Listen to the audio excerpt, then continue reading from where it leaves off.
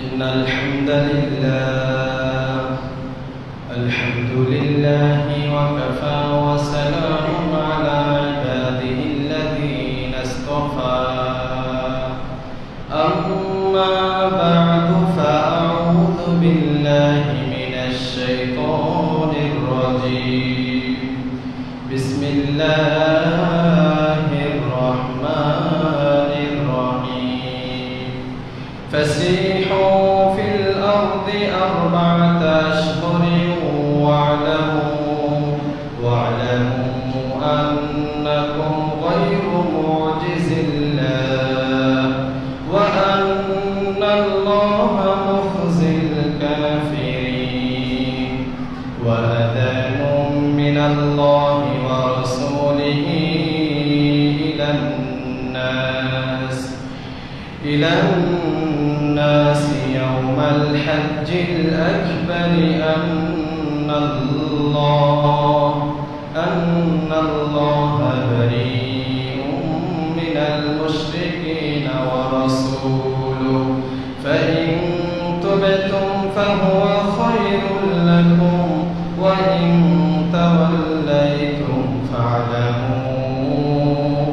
فاعلموا أنكم غير معجز الله وبشر الذين كفروا بعذاب أليم وقال تعالى في شان حبيبه ومحبوبه إن الله وملائكته يصلون على النبي يا أيها الذين آمنوا صلوا عليه وسلموا تسليما اللهم صل على محمد وعلى آل محمد كما صليت على إبراهيم وعلى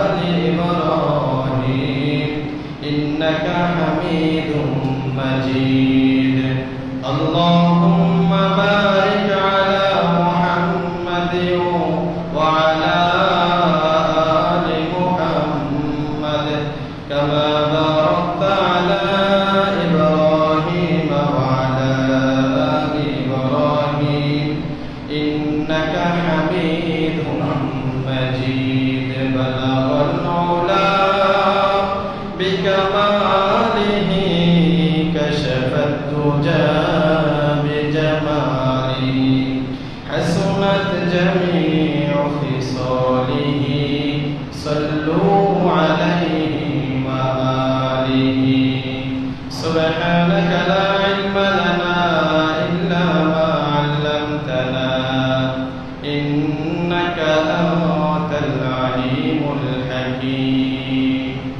قدرتك تماشا ہے مدینے کی گلی میں قدرت کا تماشا ہے مدینے کی گلی میں جنت کا نمونہ ہے مدینے کی گلی میں جنت کا نمونہ ہے مدینے کی گلی میں اللهم إني أعوذ بك من شر سمعي ومن شر بصري ومن شر لساني ومن شر قلبي ومن شر مني محترم حاضرین শ্রদ্ধেয় মুরব্বিয়ান কিরাম মুসলিম আযম দ্বীন প্রিয় ইসলাম প্রিয় কোরআন প্রিয় নবী প্রিয় ভাইয়েরা মহান রব্বুল আলামিনের দরবারে লক্ষ কোটি শুকরিয়া যিনি অত্যন্ত আদর করে মায়া করে যাচাই করে বাছাই করে আজকে সপ্তাহের সর্বশ্রেষ্ঠ দিন জুমার দিনে আমাদেরকে আগে আগে মসজিদে আসার তৌফিক দান করেছেন এজন্য শুকরিয়া তার সকলে পড়ি আলহামদুলিল্লাহ লক্ষ কোটি দরুদ সালাম বিশ্ব মানবতার মুক্তির দূত আপায়ে আযম তাজদার মদিনা সরকারে দু আলম সরওয়ারে দু আলম সরওয়ারে কায়নাত রাহমাতুল লিল আলামিন কুদওয়াতুল লিল মুমিনিন ইমামুল মুরসালিন খাতামুন নবিয়্যিন সাইয়্যিদুস সাকলাইন হযরত মুহাম্মদ মুস্তাফা সাল্লাল্লাহু আলাইহি ওয়াসাল্লামের মুহতারাম হাজিরিন, আমরা আমাদের প্রিয় নবী সাল্লাল্লাহু আলাইহি ওয়াসাল্লামের বরকতময় জীবনী নিয়ে আলোচনা করছিলাম। নবীজি সাল্লাল্লাহু আলাইহি ওয়াসাল্লামের বরকতময় জীবন থেকে প্রায় 58 বছর পর্যন্ত জীবনের সংক্ষিপ্ত আলোচনা আমরা করেছি। এরপর থেকে আজকে আলোচনা করব ইনশাআল্লাহ। মদিনায় হিজরত করে নবীজি যখন গিয়েছিলেন এর থেকে 6 বছর অর্থাৎ ষষ্ঠ হিজরি পর্যন্ত আমাদের আলোচনা হয়েছিল। নবীজির বয়স হয়েছিল 58 বছর আর হিজরি সব 6 অর্থাৎ ষষ্ঠ হিজরিতে নবীজি সাল্লাল্লাহু আলাইহি ওয়াসাল্লামের জীবন নিয়ে আমরা সংক্ষিপ্ত আলোচনা করেছি গত জুমাতে। তো সেখানে আমরা আলোচনা করেছিলাম হুদায়বিয়ার সন্ধির কথা। নবীজি সাল্লাল্লাহু আলাইহি ওয়াসাল্লাম স্বপ্নে দেখেছিলেন মদিনা থেকে তিনি মক্কায় যাচ্ছেন। মক্কা ছিল নবীজির মাতৃভূমি, সেখান থেকে এসেছেন প্রায় 6টি বছর হয়ে গিয়েছে।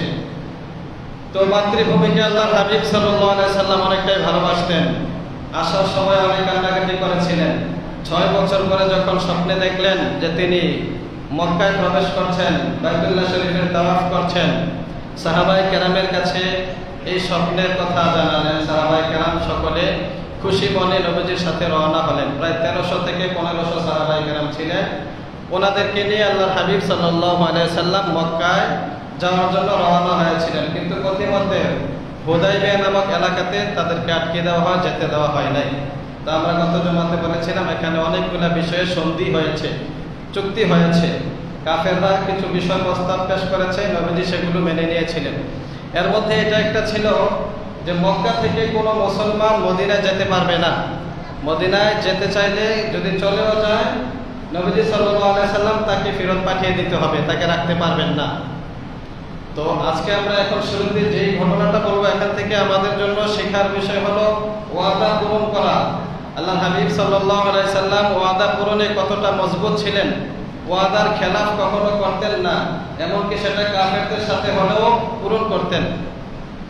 তো এই চুক্তিনামার মধ্যে একটা লেখা ছিল যে মক্কা থেকে কোনো মুসলমান মদিনা যেতে পারবে না, গেলেও আপনি তাকে ফিরিয়ে দিতে হবে, তাকে রাখতে পারবেন না। আবার মদিনা থেকে কেউ মক্কা আসলে আমরা ফেরত দেবো না, তাকে আমরা রেখে দেবো, তাকে আমরা জুলুম নির্যাতন ইচ্ছা মতো করবো, আপনি কিছু বলতে পারবেন না। যাই হোক, নবীজি এই চুক্তিটা মেনে নিয়েছিলেন। এই চুক্তি যখন চলছিল, সন্ধি চুক্তিনামা যখন লেখা হচ্ছিল, এখনো নবীজি সাইন করেন নাই। শেষে চুক্তিনামা এখনো শেষ হয় নাই। এই মুহূর্তে মক্কা থেকে একজন মুসলমান বাধা অবস্থায় ছিলেন, সেখান থেকে পালাইয়া এখানে নবীজির কাছে আসা পড়লেন। ওনার নাম হলো হযরত আবু জান্দাল রাদিয়াল্লাহু তাআলা আনহু। আবু জান্দাল রাদিয়াল্লাহু তাআলা আনহু বাধা অবস্থায়, হাত পায়ে শিকল লাগানো ছিল। তিনি সেখান থেকে ছুটে এসেছেন। আসার পরে নবীজিকে বললেন, ইয়া রাসূলুল্লাহ, আমি এসে পড়েছি, আমাকে আপনাদের সাথে নিয়ে যান। নবীজি সাল্লাল্লাহু আলাইহি ওয়াসাল্লাম আবু জান্দালকে দেখে চোখে পানি এসে গেল। তো যার সাথে চুক্তি করতেছিলেন নাম ছিল সুহাইল, কাফেরদের পক্ষ থেকে যে প্রতিনিধি হিসেবে এসেছিল। সে বলল, মুহাম্মদ, এটা তো কথা ছিল না, মাত্র তো তুমি চুক্তি করলা যে মক্কা থেকে কেউ মুসলমান হয়ে আসলে তাকে ফেরত দিয়ে দিতে হবে, তাকে তুমি নিতে পারবা না। তো আবু জান্দাল সে এসেছে, তাকে তুমি নিতে পারবা না, তাকে মক্কায় পাঠিয়ে দাও। নবীজি বললেন, ব্যাপার কি, এখনো তো আমি সাইন করি নাই, চুক্তিনামা তো শেষ হয় নাই, কথা মাত্র চলতেছে। কাফের বলল যে না, আপনি যেটা বলেছেন সেটাই, আপনি যদি ওয়াদা পূরণ করে থাকেন তাহলে এই কাজটা করতে হবে। এই আবু জান্দালকে আপনি মদিনায় নিতে পারবেন না, তাকে আমাদের সাথে পাঠিয়ে দিতে হবে। নবীজির প্রিয় সাহাবী আবু জান্দাল রাদিয়াল্লাহু তাআলা আনহু কান্নাকাটি করতে লাগলেন, ইয়া রাসূলুল্লাহ, আমাকে মক্কায় পাঠিয়ে দেন না, দিলে এই জালেমরা আমাকে শেষ করে ফেলবে। নবীজি বড় কষ্ট করে আমি মক্কা থেকে এখানে ছুটে এসেছি, এবার যদি আমাকে পাঠিয়ে দেন এরা আমাকে আস্ত রাখবে না, আমাকে হত্যা করে ফেলবে। নবীজি সাল্লাল্লাহু আলাইহি ওয়াসাল্লাম তখন আবু জান্দালকে সান্ত্বনা দিয়ে বলেছিলেন, ইসবির ইয়া আবু জান্দাল, আবু জান্দাল তুমি সবুর করো, আল্লাহ তাআলা তোমার জন্য পথ খুলে দিবেন। আমি ওয়াদার খেলাফ করতে পারি না, আল্লাহ তাআলা অবশ্যই তোমার একটা পথ খুলে দিবেন, তুমি সবুর করো, ধৈর্য ধারণ করো। আবু জান্দাল রাদিয়াল্লাহু তাআলা আনহু তখন ওই কাফেরদের সাথে চলে যাচ্ছিলেন, আর বারবার পিছনে দিকে তাকিয়ে বলছিলেন, ইয়া রাসূলুল্লাহ, এরা আমাকে মেরে ফেলবে, কারণ এত জুলুম নির্যাতনের পরে আমি ছুটে এসেছি, এবার যাওয়ার পরে আরো বেশি জুলুম নির্যাতন করবে। নবীজি বললেন, আমি তো ওয়াদার খেলাফ করতে পারি না। তাহলে এখান থেকে আমরা শিখলাম যে ওয়াদার কতটা গুরুত্ব আছে। নবীজি একজন মুসলিমের প্রতি কতটা আগ্রহী ছিলেন, একজন মুসলমানের প্রতি নবীজি কতটা ভালোবাসা ছিল। কোরআনুল কারীমে রব্বুল আলামিন বলেন, হারিসুন আলাইকুম বিল মুমিনিনা রাউফুর রহিম। তিনি মুমিনদের প্রতি অত্যন্ত লোভী ছিলেন, মুমিনদেরকে কিভাবে ইসলামের পথে রাখা যায় অনেক বেশি আগ্রহী ছিলেন। তো এই ক্ষেত্রে একটা মুসলিমকে নিজ হাতে তিনি কাফেরদের হাতে তুলে দিচ্ছেন ওয়াদা পূরণ করার জন্য। আমরা আমাদের দলের লোক হলে কি করতাম, যে ওয়াদা দূরের কথা, আগে আমাদের দলের লোক তাকে বাঁচাইতে হবে। মিথ্যা মামলার আসামি, সে সত্য মামলার আসামি, এমনকি মার্ডার কেস তার নামে আছে, হত্যা মামলার আসামি, এরকম আসামিকেও আমরা নেতা যারা আছি কি করি, আমাদের আসামিকে ছোটায় নিয়ে আসি। তো ওয়াদার খেলাফ আমাদের থেকে কি পরিমাণ পাচ্ছে, এটা তো বড়দের কথা বললাম, ছোট ছোট বিভিন্ন বিষয়ে আমরা ওয়াদার খেলাফ করছি। এই ঘটনা থেকে আমাদের জন্য শিক্ষা, আল্লাহর হাবিব সাল্লাল্লাহু আলাইহি সাল্লাম কাফেরদের সাথেও যে ওয়াদা দিয়েছিলেন সেটারও খেলাফ করেন নাই। প্রয়োজনে মুসলিমদেরকে হত্যা করা হচ্ছে, নিয়ে যাওয়া হচ্ছে, এরপরও নবীজি ওয়াদার খেলাফ করেন নাই। কিছুদিন পর যখন নবীজি এখান থেকে মদিনায় চলে গেলেন, যাওয়ার পরেই আরো একজন মুসলিম মক্কা থেকে ছুটে আসলেন। ওনার নাম হলো আবু বাসির রাদিয়াল্লাহু তাআলা আনহু। আবু বাসির রাদিয়াল্লাহু তাআলা আনহু আসার পরে বললেন, ইয়া রাসূলুল্লাহ, আমি মক্কা থেকে বহু কষ্টে এখানে ছুটে এসেছি, আপনি আমাকে তাড়াইয়া দিয়েন না। নবীজি বললেন, আবু বাসির, আমি তো ওয়াদার খেলাফ করতে পারি না, তাদের সাথে যে ওয়াদা করেছি সেটা আমার রক্ষা করতে হবে, তুমিও চলে যাও, তোমাকে রাখা যাবে না। আবু বাসিরও যাওয়ার সময় এরকম কান্নাকাটি করে বললেন, ইয়া রাসূলুল্লাহ, আজকে আপনি আমাকে তাড়িয়ে দিচ্ছেন, কাফেররা আমাকে জিন্দা রাখবে না, এরা আমাকে হত্যা করে ফেলবে, ইয়া রাসূলুল্লাহ আমাকে আপনি রেখে দেন। নবীজি বললেন, আবু বাসির, তুমি সবর করো, আল্লাহ তাআলা তোমার জন্য একটা পথ খুলে দিবেন। আবু বাসির রাদিয়াল্লাহু তাআলা আনহু যখন এখানে এসেছিলেন, পিছনে পিছনে কাফেররা আরো দুইজন পাঠিয়ে দিয়েছিল তাকে ধরে নিয়ে যাওয়ার জন্য। তো নবীজির সাথে কথা চলতেছে, এই ফাঁকে ওই দুইজন কাফেরও আসলো। আসার পরে বলতেছে, মুহাম্মদ, এই যে আবু বাসির এসে পড়েছে, তাকে আমাদের সাথে দিয়ে দাও, কারণ চুক্তি তো হয়েছে মক্কার কোনো মুসলমান মদিনা আসলে রাখা যাবে না। নবীজি বললেন, ঠিক আছে, তাকে তোমাদের সাথে নিয়ে যাও। আবু বাসির রাদিয়াল্লাহু তাআলা আনহু কান্নাকাটি করতে করতে তাদের সাথে চলে যেতে লাগলেন। আবু বাসির রাদিয়াল্লাহু তাআলা আনহু অত্যন্ত বুদ্ধিমান ছিলেন, চতুর ছিলেন। রাস্তায় যাওয়ার সময় মাঝখানে যুলহুলাইফা নামক স্থান, সেখানে গিয়ে কাফেররা একটু বিশ্রাম নিল। দুইজন যারা ছিল তার সাথে বিশ্রাম নিচ্ছিল, একজন প্রস্তাব করার জন্য গিয়েছে, তো আরেকজন বসে আছে আবু বাসির রাদিয়াল্লাহু তাআলা আনহুর হাত ধরে। আবু বাসির এবার বুদ্ধি করে বললেন, আচ্ছা, তোমার হাতে যে তরবারিটা দেখতেছে এটা তো অনেক সুন্দর দেখা যাইতেছে, এটা কোথা থেকে আনছো, এটার দাম কত, এটা দিয়ে তুমি কি করো? তো এই লোক কাফের বলতেছে, এই তরবারিটা অনেক ধারালো, এটা দিয়ে আমি অনেকবার পরীক্ষা করেছি, এই তরবারি দিয়ে অনেক মানুষ হত্যা করেছি, এটা অনেক কাজে আসে। আবু বাসির বললেন, দেখি তোমার তরবারিটা অনেক সুন্দর লাগতেছে, আমার হাতে দাও। এভাবে নিয়ে অনেকক্ষণ দেখলেন। দেখার পরে আবু বাসির রাদিয়াল্লাহু তাআলা আনহু সুযোগ মতো তাকে একটা আঘাত করে এখানে শেষ করে দিলেন। সুবহানাল্লাহ। এজন্য আল্লাহ হাবিব সাল্লাল্লাহু আলাইহি ওয়াসাল্লাম বলেছেন, মুসলমান কৌশলী হয়, মুসলিমরা বোকা হয় না, মুসলিমরা কৌশল অবলম্বন করবে, তবে জুলুম করবে না। আবু বাসির রাদিয়াল্লাহু তাআলা আনহু কাফেরদের হাত থেকে রক্ষা পাওয়ার জন্য এই কৌশলটা অবলম্বন করলেন, তার তরবারি দিয়ে তাকে হত্যা করে ফেললেন।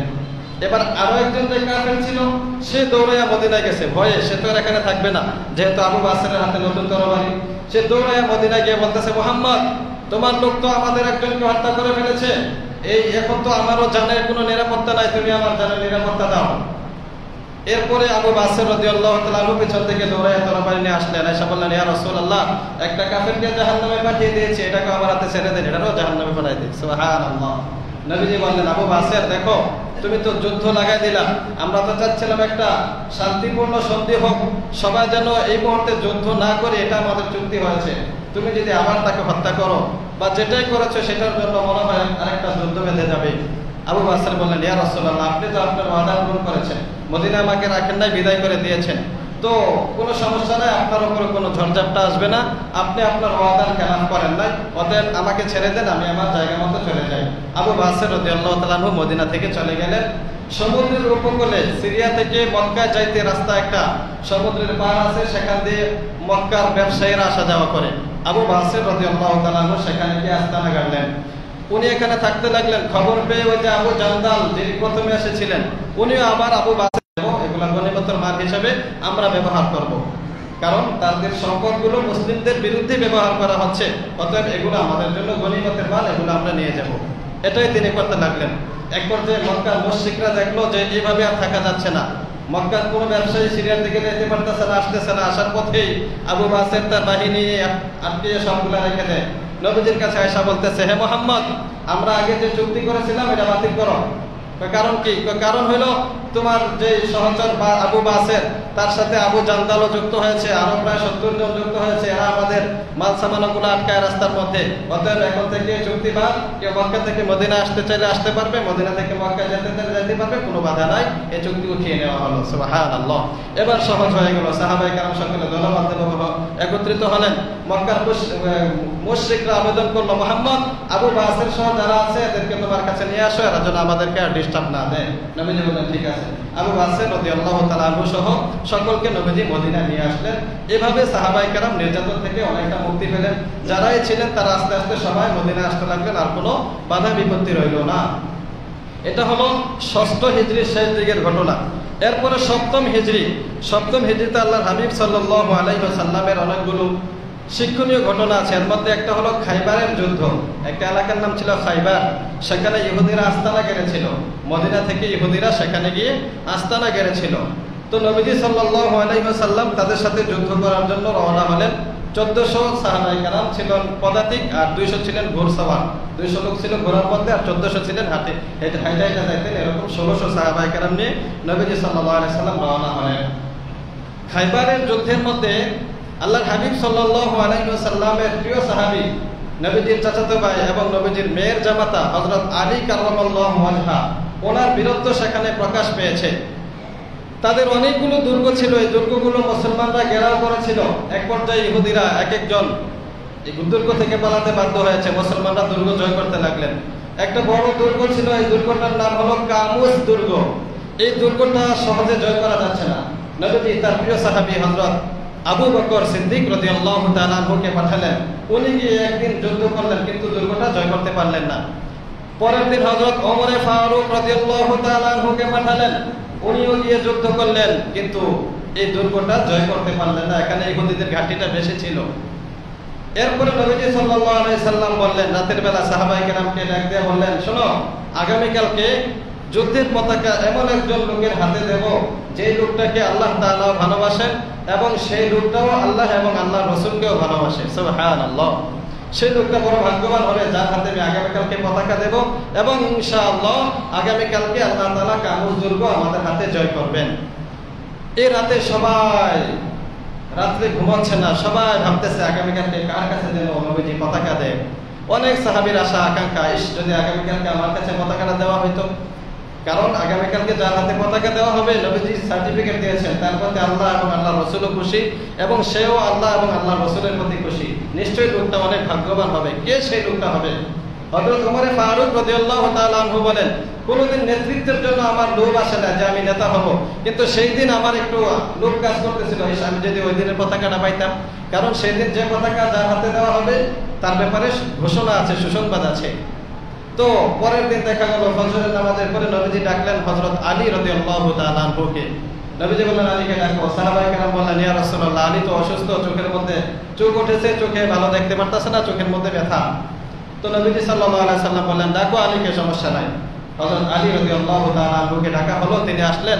আসার পরে আল্লাহর হাবিব সাল্লাল্লাহু আলাইহি ওয়াসাল্লামের বরকতময় মুখ থেকে লালা এনে আলী রাদিয়াল্লাহু তাআলা আনহুর চোখের মধ্যে লাগাই দিলেন। হযরত আলীর চোখ ভালো হয়ে গেল। সুবহানাল্লাহ। হাদিসের কিতাবে লেগে যে কেমন যেন হযরত আলীর আগ থেকে কোনো অসুখই ছিল না, চোখগুলো আগের চাইতে আরো বেশি পরিষ্কার হয়ে গেল। এবার আলী রাদিয়াল্লাহু তাআলা আনহুর হাতে নবীজি পতাকা তুলে দিলেন, ইসলামের পতাকা। দেওয়ার পরে বললেন, আলী, তুমি এই পতাকা নিয়ে যুদ্ধ করবে, যুদ্ধ করার আগে তাদেরকে ইসলামের দাওয়াত দিবে। শোনো, যদি একজন লোক ইসলাম গ্রহণ করে তাহলে তুমি অনেক শত শত লাল উট পাওয়ার চাইতে এটা তোমার জন্য আরো উত্তম হবে। তাদেরকে আগে ইসলামের দাওয়াত দিবে, দাওয়াত গ্রহণ না করলে তারপরে তাদের সাথে লড়াই করবে। আলী রাদিয়াল্লাহু তাআলা আনহু বললেন, ইনশাআল্লাহ ইয়া রাসূলুল্লাহ, আপনার এই কথা আমি রাখবো, আদেশ আমি পালন করব। পরের দিন হযরত আলী রাদিয়াল্লাহু তাআলা আনহু পতাকা নিয়ে তরবারি নিয়ে বের হলেন। যাওয়ার পরে কামুস দুর্গের মধ্যে একজন বড় ইহুদি ছিল, সে বড় পাহলুয়ান ছিল, তার নাম হলো মারহাব। এই মারহাব ইহুদি বড় অহংকারী ছিল। অহংকারের সাথে সে মাঠের মধ্যে আসতো, আয়সা কবিতা পড়তেছে পদ আলিমাত খাইবার আন্নি মারহাবুন শাকি সালাহি, যে এই খাইবারবাসী সবাই আমাকে ভালো করে চেনে, তোমরা হয়তো চেনো না। আমি কিন্তু খুব তরবারি চালাইতে পারি, আমার তরবারি দিয়ে কিন্তু আমি অনেক মানুষকে পরীক্ষা করেছি, আমার সামনে কেউ আসতে পারে নাই, এমনকি জঙ্গলের বাঘ সিংহরাও আমার সামনে দাঁড়াতে পারে নাই। অতএব তুমি তো একজন সাধারণ মানুষ, তুমি আমার কাছে কি পারবা, আমার সাথে কিভাবে লড়াই করবা? হযরত আলী রাদিয়াল্লাহু তাআলা আনহু বুকে সাহস নিয়ে তার জবাব দিলেন কবিতার মাধ্যমে। আলী কাররামাল্লাহু ওয়াজহাহু তখন কবিতা বললেন, আনাল্লাযী সাম্মাতনি উম্মি হায়দারা, আনাল্লাযী সাম্মাতনি উম্মি হায়দারা কালাইসি গাবাতিন কারিহিল মানজারা। ও ইহুদি মারহাব শোনো, আমিও এমন একজন পাহলুয়ান, আমিও এমন একজন বীর বাহাদুর। আমার নাম আমার মা রেখেছেন হায়দার, হায়দার মানে হলো বাঘ সিংহ। আমার মা আমার নাম রেখেছেন হায়দার, কারণ আমি হলাম একটা বাঘের মতো, সিংহের মতো। তো আমিও অনেক বড় বড় বনের জঙ্গলের বড় বড় হিংস্র সিংহ বাঘ যারা আছে তাদেরকেও পরাজয় করেছে। আমার কাছে এসে কোনো হিংস্র টিকতে পারে না, হিংস্র জানোয়ারও টিকতে পারে না, বাঘও টিকতে পারে না। অতএব তুমি তো একটা সাধারণ ইহুদি, তুমিও আমার সামনে টিকতে পারবে না। সুবহানাল্লাহ। জিহাদের ময়দানে বাহাদুরি দেখাইতে হয়, সেখানে নমনীয়তা ভদ্রতা নয়, বরং সেখানে একটু ভাব নিয়ে থাকতে হয়, কাফেররা যেন ভয় পায়। এজন্য হযরত আলী বীরত্ব গাথায় কবিতা গাইলেন। এবার মারহাব ভয়ে কাঁপতে লাগলো, তার বাহাদুরি শেষ হয়ে গেল। কারণ ওই মারহাব রাতের বেলা স্বপ্নে দেখেছিল একটা জঙ্গল থেকে একটা সিংহ এসে তাকে আঘাত করেছে, সেই আঘাতে সে মারা গিয়েছে। এবার মারহাবার এই স্বপ্নের কথা মনে হয়ে গেছে, আরে আমি তো স্বপ্নে দেখেছিলাম একটা সিংহ আমাকে আঘাত করেছে, একটা বাঘ অথবা সিংহ আরবিতে শব্দ একই রকম আসে। তো আজকে তো আলীও এই কথা বলতেছে, মনে হয় তার হাতেই আমার জীবন চলে যাবে। এই সে কাঁপতে লাগলো। হযরত আলী কাররামাল্লাহু ওয়াজহা ওনার তরবারি নিয়ে এই মারহাবকে এক আঘাতে শেষ করে দিলেন। সুবহানাল্লাহ। এভাবে কামুজ দুর্গ জয় হলো। সাহাবায়ে কেরাম সেখান থেকে অনেক গনিমতের মাল পাইলেন। খায়বারের লোকেরা বেশি চাষ করত, জমি চাষ করত, তাদের অনেকগুলো চাষাবাদী জমি ছিল, এগুলো মুসলমানদের হাতে এসে গেল। মুসলমানরা ওই এলাকাটা জয় করলেন। পরে নবীজি সাল্লাল্লাহু আলাইহি সাল্লাম সাহাবায়ে কেরামের মাঝে জমিগুলো ভাগ বণ্টন করে দিলেন। তো এরপরে নবীজি সাল্লাল্লাহু আলাইহি সাল্লাম খাইবার যুদ্ধ থেকে আসার পথে আরো একটা ঘটনা ঘটেছে। সেটা হলো নবীজি সাল্লাল্লাহু আলাইহি সাল্লামকে বিষ পান করানো হয়েছে। একটা মহিলা ছিল, তার নাম হলো জয়নাব। জয়নাব নামে কিন্তু অনেক মহিলা ছিল, নবীজির মেয়েদের নামও ছিল জয়নাব একজন নাম, নবীজির এক স্ত্রীর নামও জয়নাব ছিল। তো যে বিষ পান করেছে সেই মহিলাটার নামও জয়নাব, ইহুদি মহিলা ছিল। নবীজি রাস্তার মধ্যে অবস্থান করতেছিলেন, বিশ্রাম করতেছিলেন। তো নবীজির সামনে হাদিয়া পেশ করা হয়েছে, একটা ছাগল ভুনা করে আনা হয়েছে, বকরি। তো এই নবীজি যে জায়গাটা পছন্দ করেন, অর্থাৎ রানের সাইডটা নবীজি বেশি পছন্দ করতেন, ছাগলের রানের গোশত, সামনে রানের গোশতটা। নবীজি সেখান থেকে গোশত নেবেন, ওই মহিলা জানতো, এজন্য সে এখানে বিষ প্রয়োগ করেছে, বিষ মিশাই দিয়েছে। আল্লাহর হাবিব সাল্লাল্লাহু আলাইহি সাল্লামের সাথে আরো একজন সাহাবী ছিলেন, হযরত বিশর ইবনে বারা রাদিয়াল্লাহু তাআলা আনহু। দুজনে একসাথে খাবার শুরু করেছেন। নবীজি একটু মুখে দেওয়ার পরে আল্লাহ তাআলা জিবরাইল আলাইহিস সালামের মাধ্যমে জানাই দিলেন, ইয়া রাসূলুল্লাহ, এই বকরি থেকে আপনি আর খাবেন না, এটার মধ্যে বিষ মিশানো আছে। নবীজির সাথে সাথে ওই সাহাবীকে বললেন, বিশর, এখান থেকে তুমি খাও না। সাহাবীর নাম বিশর। বিশর, তুমি এখান থেকে খেও না, এর মধ্যে বিষ মিশানো আছে। আল্লাহর হাবিব সাল্লাল্লাহু আলাইহি সাল্লামের এই কথায় সবাই অবাক হয়ে গেল। ব্যাপারটা কি, কে বিষ মিশাবে? ডাকা হলো ওই মহিলাকে। ডাকার পরে জিজ্ঞাসা করা হলো, তুমি কি এখানে বিষ মিশিয়েছো? সে মহিলা স্বীকার করলো যে হ্যাঁ, আমি এখানে বিষ মিশিয়েছি। তো কারণ কি, কেন বিষ মিশাইছো? বলে যে আমি পরীক্ষা করার জন্য বিষ মিশাইছি। আপনি যদি সত্য নবী হয়ে থাকেন তাহলে আল্লাহ তাআলা আপনাকে জানাই দিবেন, আর যদি মিথ্যা নবী হয়ে থাকেন তাহলে আপনি জানবেন না, এই বিষ মিশ্রিত গোশত খেয়ে মারা যাবেন। তাহলে এলাকার মানুষও আপনার থেকে মুক্তি পাবে, শান্তি পাবে। এটা আমি চেয়েছিলাম। নবীজি সাল্লাল্লাহু আলাইহি সাল্লাম আখলাকে কারিমা, আখলাকে হাসানা, সর্বোত্তম আদর্শের অধিকারী ছিলেন। নবীজি কখনো নিজের প্রতিশোধ নিতেন না। নিজেকে কেউ আঘাত করলে বা নিজেকে কটাক্ষ করলে নবীজি নিজে প্রতিশোধ নিতেন না। এক্ষেত্রেও নবীজি প্রতিশোধ নিলেন না, চুপ করে রইলেন। তো কিছুক্ষণ পর দেখা গেল যে সাহাবী, আরেকজন সাহাবী, উনি একটু খেয়েছিলেন, ওই সাহাবীর মৃত্যু হয়ে গেল। সাহাবী সেখানে শাহাদাত বরণ করলেন। এবার নবীজি সাল্লাল্লাহু আলাইহি সাল্লাম বললেন, এই কিসসের বদলা কিসস, অর্থাৎ একজনকে হত্যা করলে তার বদলায় যে হত্যা করেছে তাকেও হত্যা করতে হবে, এটাই বিধান। অতএব এই হত্যার বিনিময়ে এই মহিলাটাকেও হত্যা করা হবে। সেই হিসাবে সাহাবায়ে কেরাম এই মহিলাটাকেও হত্যা করে ফেললেন। কিন্তু নবীজি নিজের জন্য প্রতিশোধ নেন নাই, এবং এর দ্বারা নবীজির তেমন কোনো কষ্ট স্বাভাবিকভাবে হয় নাই প্রথম অবস্থায়, কিন্তু পরবর্তীতে এই ব্যথাটা ছিল। নবীজির ইন্তেকালের আগ মুহূর্ত পর্যন্ত শেষ জামানায় যখন নবীজি অসুস্থ হয়ে যেতেন তখনও অনেক বেশি ব্যথা হইতো, মাথায় অনেক ব্যথা পেতেন ইন্তেকালের আগে। তো তখন নবীজি বলতেন, ওই যে আমাকে বিষ পান করানো হয়েছিল সেই আঘাতটা আমি এখন অনুভব করতেছি। যাই হোক, সেখান থেকে ইহুদি মহিলাটাকে হত্যা করা হলো। নবীজি সাল্লাল্লাহু আলাইহি সাল্লাম সেখান থেকে নিরাপদে চলে আসলেন। এরপরে খাইবার থেকে আসার পরে আবিসিনিয়া থেকে সাহাবায়ে কেরাম যারা প্রথমে ওই যে মক্কা থেকে হিজরত করে গিয়েছিলেন, তারা এক এক করে মদিনায় আসতে লাগলেন। হযরত জাফর রাদিয়াল্লাহু তাআলা আনহু নবীজির চাচাতো ভাই ছিলেন, আলী রাদিয়াল্লাহু তাআলা আনহুর ছোট ভাই ছিলেন। জাফর রাদিয়াল্লাহু তাআলা আনহু মদিনায় আসলেন, ওই যে আবিসিনিয়া থেকে হিজরত করে, মক্কা থেকে হিজরত করে আবিসিনিয়া গিয়েছিলেন।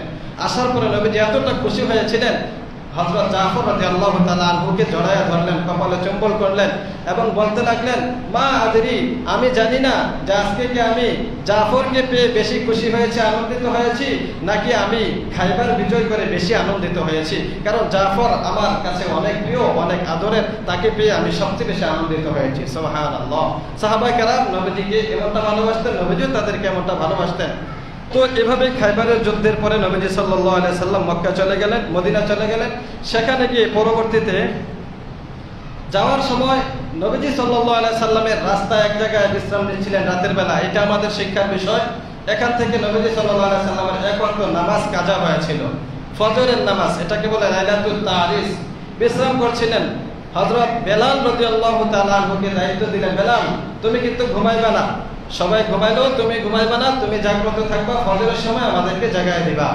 নবীজির সাহাবী হযরত বেলাল রাদিয়াল্লাহু তাআলা আনহু বলেন, আল্লাহর হাবিব সাল্লাল্লাহু আলাইহি ওয়াসাল্লামের কথাটা আমি খুব গুরুত্বের সহকারে পালন করতে লাগলাম, গুরুত্ব দিয়ে পালন করতে লাগলাম। কিন্তু রাতের বেলা এমন হলো, সারাদিন ক্লান্তির পরে, অনেক হাঁটাহাঁটির পরে আমি আর ঠিক থাকতে পারলাম না। চোখ এভাবে হাত দিয়ে ধরে রাখলাম, দুই আঙ্গুল দিয়ে ধরে রাখলাম, কিন্তু রাখতে পারলাম না। ঘুমের কারণে এভাবে ধরে রাখছে যেন ঘুম না আসে। কিন্তু পরবর্তীতে হযরত বেলালও ঘুমায় গেছেন। এরপরে আল্লাহর হাবিব সাল্লাল্লাহু আলাইহি ওয়াসাল্লাম সকালবেলা যখন সূর্য উঠলো, সূর্যের আলো নবীজির চোখে এসে লাগার পরে নবীজি জাগ্রত হলেন।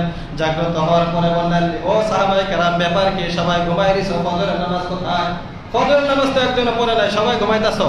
নবীজি সাল্লাল্লাহু আলাইহি সাল্লাম বেলালকে বললেন, হে বেলাল, তোমাকে না দায়িত্ব দিয়েছিলাম, তুমি কেন আমাদেরকে জাগাও নাই? বেলাল রাদিয়াল্লাহু তাআলা আনহু বললেন, আখুযা বিনাফসি আল্লাযী আখযা বিআনফুসিকুম ইয়া রাসূলুল্লাহ। নবীজি, আমাকে সেই আল্লাহ তাআলা ঘুম পাড়িয়ে দিয়েছেন যে আল্লাহ তাআলা আপনাদেরকেও ঘুম পাড়িয়ে দিয়েছেন। অর্থাৎ আমি কিভাবে জাগ্রত থাকবো? আপনাদের সবাইকে আল্লাহ যে আল্লাহ ঘুম দিয়েছে, আমারও সেই আল্লাহ ঘুম দিয়ে দিয়েছে, অতএব এখানে আমার কোনো দোষ নাই। নবীজি বললেন, তাড়াতাড়ি এখান থেকে চলো, যে জায়গায় নাফরমানি হয়ে যায় এই জায়গায় শয়তানের ওয়াসওয়াসা থাকে, অতএব এখানে অবস্থান করা যাবে না, একটু দূরে চলো। দূরে গিয়ে আল্লাহর হাবিব সাল্লাল্লাহু আলাইহি সাল্লাম সবাইকে বললেন, 2 রাকাত সুন্নাত পড়ে নাও। সুন্নাত শেষে নবীজি জামাতের সাথে ফজরের নামাজ কাজা আদায় করলেন। তো এই হাদিস থেকে শিক্ষা, আল্লাহর হাবিব সাল্লাল্লাহু আলাইহি সাল্লামের তো নামাজ কাজা হওয়ার কথা না। হাদিসের মধ্যে আছে, নবীরা ঘুমায় কিন্তু তাদের চক্ষু ঘুমায় না, তাদের চক্ষু ঘুমাইলেও অন্তর ঘুমায় না। তারা সব ঘুমিয়ে থেকেও সব বুঝতে পারেন, সব জানেন। তো নবীজি সাল্লাল্লাহু আলাইহি সাল্লামও তো স্বাভাবিক অবস্থায় থাকতে পারতেন, কিন্তু আল্লাহ তাআলা এই ঘটনাটা ঘটিয়েছেন আমাদের শিক্ষার জন্য, যে উম্মত যদি ঘুমিয়ে যায়, ঘুমের কারণে ফজর নামাজ পড়তে পারে নাই, অলসতার কারণে নয়, বাস্তবিক ঘুম চেপে বসেছিল, তো উম্মত জাগ্রত হওয়ার পরে তারা যদি এই নামাজটা কাজা করে নেয়। সুবহানাল্লাহ। তাহলে আল্লাহর হাবিব সাল্লাল্লাহু আলাইহি সাল্লামের এই ছোট্ট একটা ঘটনার দ্বারা আমাদেরকে কাজা নামাজের বিধান শেখানো হয়েছে। নামাজ যদি কাজা হয়ে যায়, ছোট দেয়, সেই কাজা নামাজটা এভাবে আদায় করতে হয়। 8ম হিজরি পরবর্তী বছর, 7ম হিজরি শেষ, পরবর্তী বছর আল্লাহর হাবিব সাল্লাল্লাহু আলাইহি ওয়াসাল্লামের সবচেয়ে বড় যে শিক্ষণীয় ঘটনা আমাদের জন্য, সেটা হলো মক্কা বিজয়। অর্থাৎ মক্কার নবীজি সাল্লাল্লাহু আলাইহি ওয়াসাল্লামের মাতৃভূমি, নবীজির জন্মস্থান, এই মক্কাটাকে হলো ইসলামের প্রাণ কেন্দ্র। এটাকে বিজয় করার জন্য আল্লাহ তাআলার নির্দেশ আসলো। আল্লাহর হাবিব সাল্লাল্লাহু আলাইহি ওয়াসাল্লাম 8ম হিজরির 10 রমজান আসরের নামাজের পরে 10,000 সাহাবায়ে কেরামকে নিয়ে মদিনা থেকে বের হলেন মক্কার উদ্দেশ্যে, মক্কা বিজয় করবেন। সুবহানাল্লাহ। ইতিপূর্বে এত বেশি সাহাবায়ে কেরাম নিয়ে লড়াই কমে গিয়েছেন, কিন্তু এখানে 10,000 সাহাবায়ে কেরামকে নিয়ে নবীজি সাল্লাল্লাহু আলাইহি সাল্লাম মক্কার উদ্দেশ্যে রওনা হলেন। তো মক্কা বিজয়ে সেখানে যাওয়ার পরে আর যুদ্ধ তেমন হয় নাই। সর্বোচ্চ কাফেরদের মধ্য থেকে 12 থেকে 13 জন মারা গিয়েছে, আর মুসলিমদের মধ্য থেকে 2 জন শহীদ হয়েছেন। কারণ সাহাবায়ে কেরামের শান শৌকত এবং সাহাবায়ে কেরামের বীরত্ব দেখে কাফেররা তখন সবাই ভয়ে পালিয়ে গেল। তো নবীজি সেখানে ঘোষণা দিলেন যে, শোনো, আজকে তোমাদের ভয়ের কোনো কারণ নাই, যারা আমাদের সাথে লড়াই করতে আসবে তাদের সাথে আমরা লড়াই করব। এছাড়া যারা নিজেদের ঘরের মধ্যে থাকবে, দরজা বন্ধ করে রাখবে, তাদের উপরে আমরা হামলা চালাবো না, কোনো মহিলার উপরে হামলা চালাবো না, কোনো বাচ্চাদের উপরে হামলা চালাবো না, যারা আবু সুফিয়ানের ঘরে থাকবে তাদের উপরে হামলা চালাবো না, যারা যুদ্ধ থেকে হাত গুটিয়ে বসে থাকবে তাদের উপরে হামলা চালাবো না, বরং যারা আমাদের সাথে লড়াই করতে আসবে তাদের সাথে আমরা লড়াই করব। কাফেররা সবাই যার যার মতো চলে গিয়েছে। অল্প কয়েকজন লড়াই করতে এসেছিল, এর মধ্যে 12-13 জন নিহত হয়েছে। এইভাবে মক্কা বিজয় হয়ে গেল। সবাই নবীজির হাতে, তারা সবাই নবীজির কাছে এসে এই নত হয়ে গেল, সবাই নদী স্বীকার করলো। আল্লাহ হাবিব সাল্লাল্লাহু আলাইহি সাল্লাম কাউকে আর কোনো আঘাত করলেন না। একটা লাঠি হাতে নিলেন, লাঠিটা হাতে নিয়ে নবীজি বাইতুল্লাহ শরীফে প্রবেশ করবেন। বাইতুল্লাহ শরীফে যাওয়ার সময় আশেপাশে বাইতুল্লাহর চতুর্দিকে 360টা মূর্তি ছিল। আল্লাহ হাবিব সাল্লাল্লাহু আলাইহি সাল্লাম সবগুলো মূর্তির দিকে ওই লাঠি দিয়ে ইশারা করতেন আর পড়তেন, জাল হক ওয়া যাহাকাল বাতিল ইন্নাল বাতিলা কানা যাহুকা। সত্য এসে গেছে, মিথ্যা দূরীভূত হয়ে গেছে। আর মিথ্যা তো দূরীভূত হওয়ারই জিনিস, মিথ্যা তো ধ্বংস হওয়ারই বস্তু, এটা তো টিকে থাকতে পারবে না। অতএব আজ থেকে সত্য এসে গেছে, মিথ্যা দূর হয়ে গিয়েছে। নবীজি সাল্লাল্লাহু আলাইহি সাল্লাম এভাবে লাঠির আঘাতে সবগুলো মূর্তিকে ভেঙে ফেললেন। এরপরে বাইতুল্লাহ শরীফের ভিতরে প্রবেশ করলেন। নবীজির সাথে 2 জন সাহাবী ছিল, হযরত যায়েদ রাদিয়াল্লাহু তাআলা আনহু এবং হযরত বেলাল রাদিয়াল্লাহু তাআলা আনহু এবং হযরত ওসামা রাদিয়াল্লাহু তাআলা আনহু। ওসামা ছিলেন নবীজির পালন পুত্রের ঘরে নাতি, যায়েদ রাদিয়াল্লাহু তাআলা আনহু ছিলেন না, মানে নবীজির নাতি ছিল। ওসামাকে নবীজি অনেকটা ভালোবাসতেন, ছোট সাহাবী ছিলেন। তো তাকে বলা হতো হিব্বুর রাসূল সাল্লাল্লাহু আলাইহি সাল্লাম, মানে নবীজির ভালোবাসার পাত্র। এই 2 জন সাহাবী নবীজির সাথে ভিতরে বাইতুল্লাহ শরীফের ভিতরে নবীজি জায়গায় দেখলেন অনেকগুলো ছবি। আমাদের এখান থেকে শেখার বিষয়টা বলতেছি। বাইতুল্লাহ শরীফের ভিতরে জায়গায় দেখলেন মক্কার কাফেররা তাদের অনেক দেবদেবীর ছবি বাইতুল্লাহ শরীফের ভিতরে রেখে রাখছে। অনেক মূর্তির ছবি, তাদের পূর্বপুরুষদের ছবি বাইতুল্লাহ শরীফের ভিতরে। আল্লাহর হাবিব সাল্লাল্লাহু আলাইহি সাল্লাম নির্দেশ দিলেন যে ছবিগুলো তাড়াতাড়ি মুছো, বাইতুল্লাহ শরীফের ভিতরে কোনো ধরনের ছবি থাকতে পারে না। সবগুলো ছবি মুছে দিলেন এবং আল্লাহর হাবিব সাল্লাল্লাহু আলাইহি ওয়াসাল্লাম ঘোষণা করে দিলেন, লা তাদখুলুল মালায়েকাতু বাইতান ফীহি কালবুন আও তাসাবির। ওই ঘরে আল্লাহ তাআলা রহমতের ফেরেশতা প্রবেশ করবে না যেই ঘরের মধ্যে কুকুর থাকবে অথবা কোনো প্রাণীর ছবি থাকবে। এটা হলো আমাদের জন্য শিক্ষার বিষয়। কোন প্রাণীর ছবি ঘরের ভিতরে থাকবে তো সহিহ হাদিস দ্বারা প্রমাণিত এই ঘরে রহমতের ফেরেশতা প্রবেশ করবে না। গাছগাছালির ছবি থাকতে পারে, বিভিন্ন দালান কোঠার ছবি থাকতে পারে, কিন্তু রাস্তাঘাট গাড়ি ঘোড়ার ছবি থাকতে পারে, নদ নদীর ছবি থাকতে পারে, কিন্তু পশু পাখি অথবা কোনো মানুষ জীব জানোয়ারের ছবি ঘরের ভিতরে রাখা যাবে না। এটা নবীজির হাদিস, এটা আমাদের জন্য শিক্ষা। যাই হোক, এভাবে মক্কা যখন বিজয় হয়ে গেল, জোহরের সময় হইল, হযরত বেলাল রাদিয়াল্লাহু তাআলা আনহুকে নবীজি আদেশ দিলেন, বেলাল তুমি মক্কার ছাদের উপরে উঠে আযান দাও, কাবা ঘরের ছাদের উপরে উঠে আযান দাও। বেলাল রাদিয়াল্লাহু তাআলা আনহু কাবা ঘরের ছাদের উপরে উঠে মধুর সুরে আযান দিলেন। মক্কার মুশরিক যারা ছিল, এখনো ইসলাম গ্রহণ করে নাই, তারা ঘরের মধ্যে, কেউ পাহাড়ের চূড়ায়, কেউ অনেক দূর থেকে ওই বেলাল রাদিয়াল্লাহু তাআলা আনহুর আযান শুনতেছে আর বলতেছে, দেখছো একসময় এদেরকে বের করে দিলাম, এরা কত কষ্ট করে আমাদের এখান থেকে গেল, আজকে এরা এইভাবে এখানে এসে শান শৌকত দেখাইতেছে, আমরা এদেরকে কিছু করতে পারতাছি না। হায় আফসোস। অনেকে এইভাবে কপাল থাপড়াইতে লাগলো যে কি আফসোস, কিছু করতে পারতাছি না তাদেরকে। নবীজি সাল্লাল্লাহু আলাইহি ওয়াসাল্লাম সাহাবায়ে কেরামকে নিয়ে নামাজ আদায় করবেন। তো বেলাল রাদিয়াল্লাহু তাআলা যখন আযান দিচ্ছিলেন, কাফেরদের মধ্য থেকে ছোট একটা কাফের ছিল, তার নাম হলো আবু মাহজুরা। পরবর্তীতে তিনি সাহাবী হয়েছেন রাদিয়াল্লাহু তাআলা আনহু। আবু মাহজুরা ওই বেলাল রাদিয়াল্লাহু তাআলা আনহুর ঠাট্টা মজা করে বেলাল রাদিয়াল্লাহু তাআলা যেভাবে আযান দিতেছে তিনিও মজা করে করে এরকম ভেঙাইতেছে আর কি, আমাদের যেটা বলি ভেঙানো। ওই বেলাল রাদিয়াল্লাহু তাআলা আনহুর আযানের মতো তিনিও এইভাবে আল্লাহু আকবার মানে ভেঙাইতেছে, একটা মস্কারি করতেছে। বেলাল রাদিয়াল্লাহু তাআলা আযান দিতেছে, আবু মাহজুরা এভাবে ভেঙাইতেছে। কিন্তু আবু মাহজুরা রাদিয়াল্লাহু তাআলা আনহু ওনার কণ্ঠটা আবার সুন্দর ছিল। নবীজি ওনার আওয়াজটা শুনতে পাইলেন, ডাকলেন, এই কে বেলালের আযানের এরকম তিরস্কার করতেছে, তাকে ডেকে নিয়ে আসো। আবু মাহজুরা রাদিয়াল্লাহু তাআলা আনহুকে ডাকা হলো। তিনি আসলেন, তিনি ভয়ে কাঁপতেছিলেন, ছোট সাহাবী ছিল, বয়স তখন 16 বছর ছিল। সাহাবী তখনও ছিলেন না, কাফের ছিলেন, ভয়ে কাঁপতেছে, না জানি এবার মনে হয় আমাকে মুহাম্মদ মেরে ফেলবে, আমি তো তাদের এই আযানের এভাবে অপমান করেছি, মনে হয় আমাকে মেরে ফেলবেন। হযরত নবী করিম সাল্লাল্লাহু আলাইহি সাল্লাম বললেন, কয়েকজন ছিল, কে আযান দিয়েছে, কার আওয়াজটা আমার কানে আসছে? সবাই দেখালো যে আবু মাহজুরা এরকম করেছে। নবীজি আবু মাহজুরা রাদিয়াল্লাহু তাআলা আনহুর চুলের মধ্যে এভাবে ধরলেন, মাথার মধ্যে এভাবে একটা মোছা দিলেন, তার কপাল, তার বক্ষ, এভাবে পেট সহ পুরো শরীরে এভাবে মুছতে লাগলেন। আবু মাহজুরা রাদিয়াল্লাহু তাআলা আনহুর অবস্থা পরিবর্তন হয়ে গেল। সাথে সাথে তার ভিতরে আল্লাহর হাবিব সাল্লাল্লাহু আলাইহি সাল্লামের ভালোবাসা এমন ভাবে গেঁথে গেল, সাথে সাথে সেই আবু মাহজুরা ঈমান নিয়ে আসলো। সুবহানাল্লাহ। এবং বলতে লাগলো, ইয়া রাসূলুল্লাহ, ইতিপূর্বে আপনাকে আমি সবচেয়ে বেশি ঘৃণা করতাম, এখন থেকে আমি আপনাকে সবচেয়ে বেশি মহব্বত করি। সুবহানাল্লাহ। এবং কেমন মহব্বত করে? হাদিসের কিতাবের মধ্যে আছে, আবু মাহজুরা রাদিয়াল্লাহু তাআলা আনহু বলেন, ফামা জিলতু লা আহলিকু নাসিয়াতাই হাত্তা মিতু। নবীজি সাল্লাল্লাহু আলাইহি ওয়াসাল্লাম আমার মাথার উপরে হাত বুলিয়ে যে চুলগুলোর মধ্যে নবীজির হাত মোবারক লেগেছিল, আমি পরবর্তীতে আরো 58 বছর, 16 থেকে প্রায় ওনার বয়স 58 বছর বয়সে উনি ইন্তেকাল করেছেন। উনি বলেন যে আমার জীবনে আমি কখনো আমার এই চুলগুলা কাটি নাই। সুবহানাল্লাহ। কারণ নবীজির বরকতের হাত আমার চুলে লেগেছে। অন্য দিক দিয়ে চুল কাটতেন, কিন্তু যেদিক দিয়ে নবীজির হাতটা লাগছে ওই দিকের চুল কি আর কাটতেন না। শেষ পর্যন্ত উনি এই অবস্থায় থাকতেন। সাহাবায়ে কেরাম জিজ্ঞাসা করতো, তুমি এই চুলগুলা কাটো না কেন? বলে যে কিভাবে কাটবো, নবীজির বরকত তো আমার চুলে লেগে আছে, এগুলা কেটে ফেললে তো বরকত চলে যাবে, আমি চুল কাটবো না। সুবহানাল্লাহ। তো নবীজি তাকে বাইতুল্লাহ শরীফের মুয়াজ্জিন বানায় দিলেন। তিনি আবেদন করছেন, ইয়া রাসূলুল্লাহ, কাবা ঘরের মুয়াজ্জিন আমারে বানায় দেন, হারাম শরীফে আমি আযান দেব। নবীজি বললেন, ঠিক আছে, আজকে তুমি বাইতুল্লাহ শরীফের মুয়াজ্জিন হবে এবং তুমি যতদিন বেঁচে থাকো তুমি এই বাইতুল্লাহ শরীফের মুয়াজ্জিন হিসেবেই থাকবা। সুবহানাল্লাহ। এই আবু মাহজুরা কাবা ঘরের মুয়াজ্জিন ছিলেন। বেলাল ছিলেন মদিনার মুয়াজ্জিন, আর আবু মাহজুরা ছিলেন বাইতুল্লাহ শরীফের মুয়াজ্জিন। এখানে তিনি আযান দিতেন। মৃত্যুর পরে ওনার বংশধর, ওনার ছেলেরাও এই দায়িত্ব পালন করতেন।